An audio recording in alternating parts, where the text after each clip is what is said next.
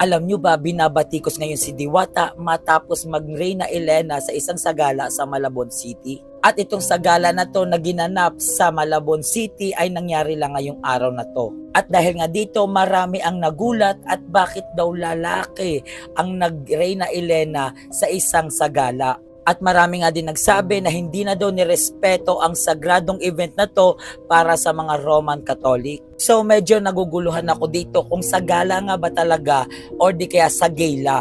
Kasi ang pagkakaalam ko, ang sagila ay para sa mga LGBT kasi nga sineselebrate nga ngayong buwan na to ang Pride Month. At ang pagkakaalam ko nga din, ang sagila is inspired siya from sagala. Kaya ngayon, binabatikos ngayon si Diwata dahil nag-Reyna Elena siya na dapat hindi naman daw kuno ginawa. For me lang talaga, siguro event to para sa LGBT talaga, para sa Pride Month. Ang sagala kasi ay isang banal na kaugalian